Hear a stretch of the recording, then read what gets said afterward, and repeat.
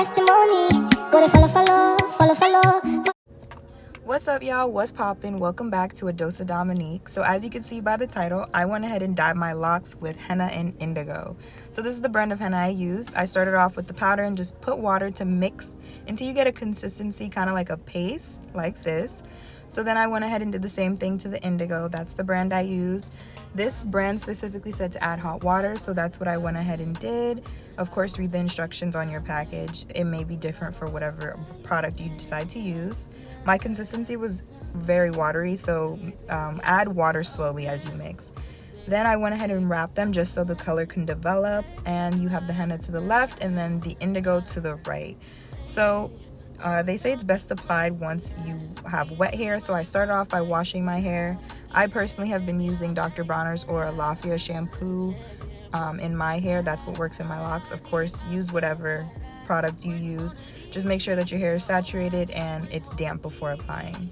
So after I washed my hair, I did what I always do and just wrap my hair with a black t-shirt. The black t-shirt's supposed to help prevent lint, but this is the reason why I even went ahead and dyed my hair in the first place, was because I had a lint buildup. So I'll place a picture somewhere in this video. I basically just added coconut oil to the front of my scalp and around my neck just so that the dye doesn't stain my skin, and then I sectioned my hair into 4 sections just to make the application process a little bit easier for me. So then once I was done doing that, I started off with my first section. I will say the henna was very easy to put into my hair. It was basically just gliding through my hair.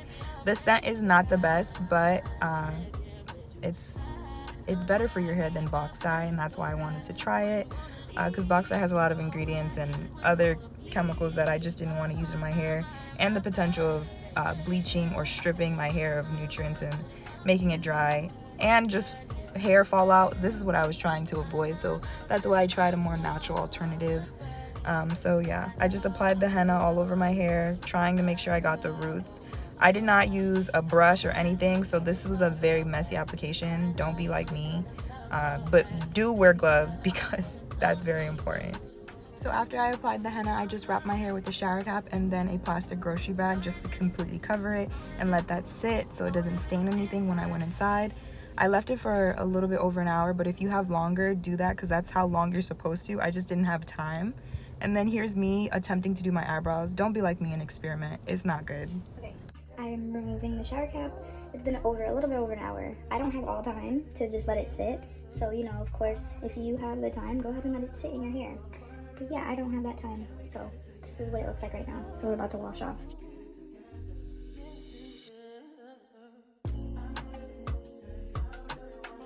Okay, y'all, look. So this is my hair now. I need to show y'all a picture of what it looked like before. I'll insert that somewhere in the video. Okay, so this is what my hair looked like before. These are just pictures I took maybe a week before I did this. As you can see, there's so much lint in my hair. So that's why I wanted to dye it in the first place. So yeah, let's get back to the video. But it's dark brown right now. You can still kind of see it in the sun that it's light, but my hair before was a lot lighter at the tips because it got like sun bleached. The reason I even did this was to cover the lint, which it looked like it did a really good job. I was contemplating maybe I should just leave it dark brown, but I'm gonna try black. I've been thinking about doing black for a long time, so I'm gonna try black.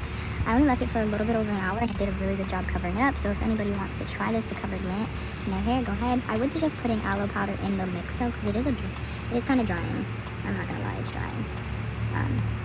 But I'm gonna get my hair done today and I'm gonna make my mist and everything, so I don't really mind at the moment. But it did a really good job covering the lint. Like, I had lint all here, real bad, and it's gone. So I'll show y'all that. Look. But now we're gonna do black. So I have the indigo now, which is the second part. It was green, but now it's like, let me see if I can show you. Now it's like this dark purple. And I think what's gonna happen is it's gonna turn like a blue black if I leave it for a long time. So what I'm gonna do is actually, leave it for like 45 minutes and then wash it off. So I'm not gonna leave it too long because I don't want it like blue black. I just want it black. If I decide to do this again, I'll make sure I have enough time. But this is my first time doing it.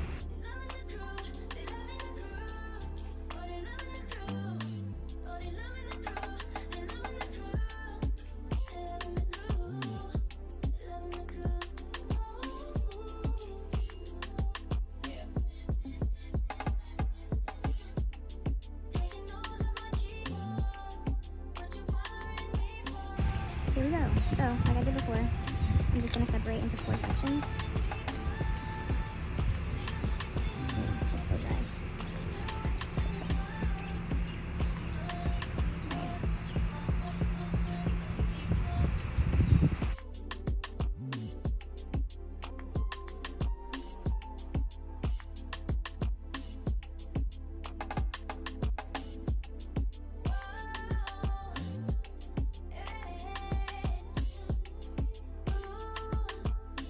The whole application process for applying the indigo was very chaotic. You're gonna see me, I'm doing nothing special. I am throwing this thing into my hair and just going from root to end, and it looks like tar, but it's okay.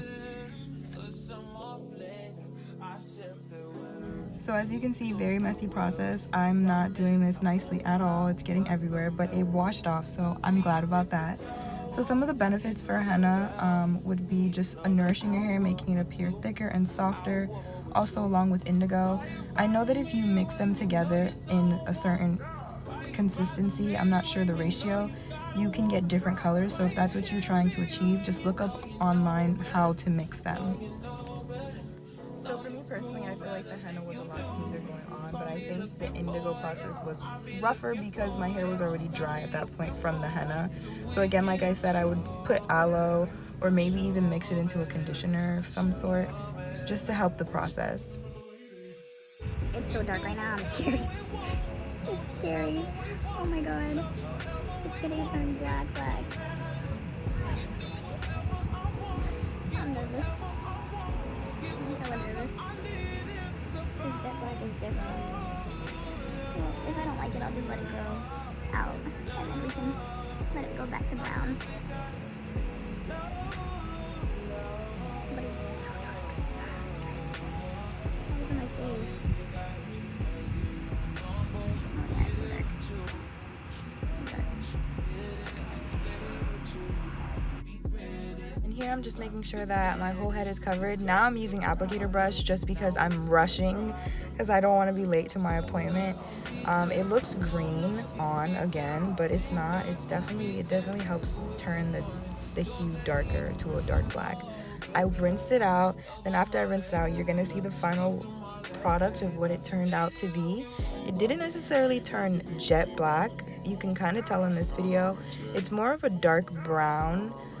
But it did cover the lint, and that's what I was going for. So if that's what you're trying to achieve, I definitely recommend doing this, especially if you're trying to stay away from box hair dye, because the additives definitely can potentially ruin your locks, just the strength of it and the color. So if you don't want that, I recommend this. So here's the final result of the hairstyle I did. I went ahead and chose a lock petal buns. She did a really good job, but you can definitely tell here that my ends are dark brown and not black, but that's okay. So that's gonna change depending on how long you leave the dye. But I thank y'all so much for watching, and I hope to see you in my next video. With love always. Peace.